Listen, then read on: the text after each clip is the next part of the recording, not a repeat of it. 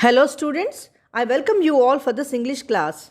Today we will study the lesson from your OS textbook under the name Swami and Friends, written by R.K. Narayan. Before getting into the chapter, let us know about its writer. R.K. Narayan was born in the year 1906 and lived till 2001. He is among the best known and most widely read Indian novelists of English. Most of his works started with his first novel, Swami and Friends, in the year 1935. It is set in British India in a fictional town called Malgudi.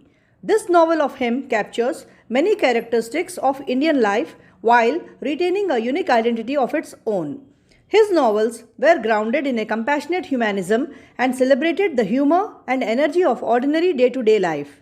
His other famous novels are Guide and Bachelor of Arts. He also wrote some highly readable short stories. The present chapters have been adapted from R.K. Narayan's famous novel Swami and Friends. Only first 9 chapters have been given here, but they will give you different facets of Swaminathan's character. Swaminathan is a typical Indian boy and you must be familiar with the mischiefs and childhood pranks he indulges in. So students, today our chapter is Monday Morning from Swami and Friends. In this chapter, we are introduced to Swami, the central figure in the novel. He is a boy of 10 years and a student of First Form A, Albert Mission School, Malgudi. He is not one of the bright students of the school. Swami hates Mondays, for it means activity, discipline and work after the holiday he had enjoyed on Saturday and Sunday. Monday is unpleasant for him. As Swami sits on the table in his room, he finds that he had a lot of homework to do and only 2 hours for doing it. He feels bored and tired and is in no mood of work.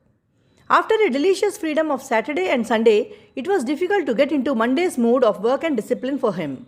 That is, on Monday morning, he is unable to concentrate on his studies. Swaminathan reluctantly opened his eyes on Monday morning and trembled at the very thought of school, that gloomy yellow building, the fire-eyed Vedanayagam, his class teacher, and the headmaster with his thin long cane. By 8, he was at his desk in his room, which was only a corner in his father's dressing room. He had a table on which all his things like his coat, cap, slate, ink bottle and books were thrown in a confused heap. He sat on his stool and shut his eyes to recollect what work he had for the day. First, of course, there was arithmetic. Those 5 puzzles in profit and loss, and there was English. He had to copy down a page from his 8th lesson and write dictionary meanings of difficult words. And then there was geography. And only 2 hours before him to do all this heap of work and get ready for the school. That morning, fire-eyed Vedanayagam was presiding over the class with his back to the long window. To Swaminathan, existence in the classroom was possible only because he could watch the toddlers of the infant standards, and through the window on the left side, he can see the 12:30 mail gliding over the embankment, booming and rattling while passing over the Sarayu Bridge. The first hour passed off quietly. The second, they had arithmetic. Vedanayagam went out and returned in a few minutes in the role of an arithmetic teacher.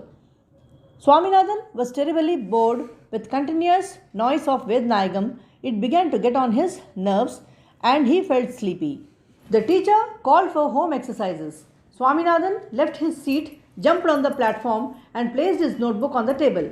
While the teacher was scrutinizing the sums, Swami gazed his teacher at close quarters and noticed that there was more hair on the chin of him and he was bad looking. As he was in the thought of his teacher, suddenly he was disturbed from the dream when his teacher pinched him terribly in the soft flesh above his left elbow.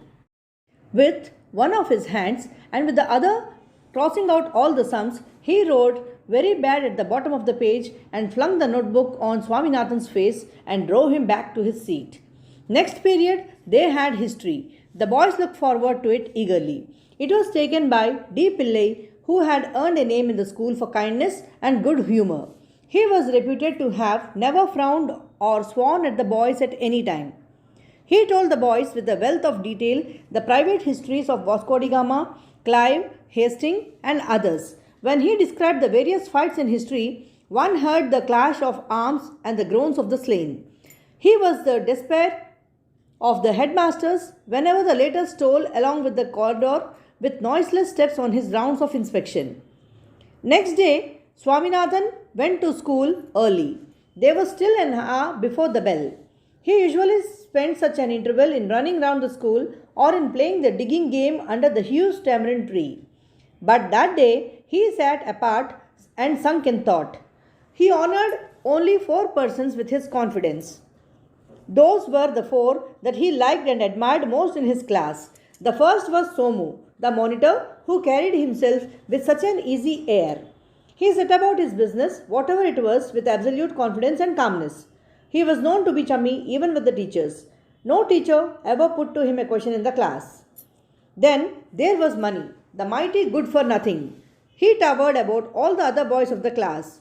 He seldom brought any books to the class and never bothered about homework. No teacher ever tried to prod him. Mani bullied all strangers that came his way, be they big or small, wearing his cap at an angle, with a Tamil novel under his arm. He had been coming to the school ever since the old school peon could remember.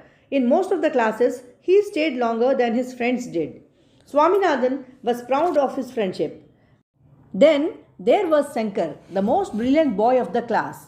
He solved any problem that was given to him in 5 minutes and always managed to border on 90%. There was a belief among a section of the boys that if only he started cross-examining the teachers would be nowhere. He could speak to the teachers in English in the open class. He knew all the rivers, mountains and countries in the world. He could repeat history in his sleep. Grammar was child's play to him. His face was radiant with intelligence, though his nose was almost always damp, and though he came to the class with his hair braided with flowers in it, Swaminathan looked on him as a marvel. He was very happy when he made Mani see eye to eye with him and admit Shankar to their company. Mani liked him in his own way and brought down his heavy fist on Shankar's back whenever he felt inclined to demonstrate his affection.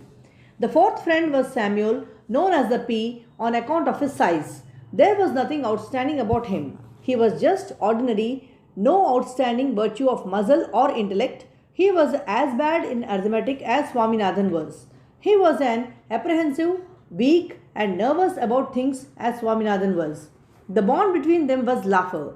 They were able to see together the same absurdities and strangeness in things. With this explanation, we have come to the end of the first unit.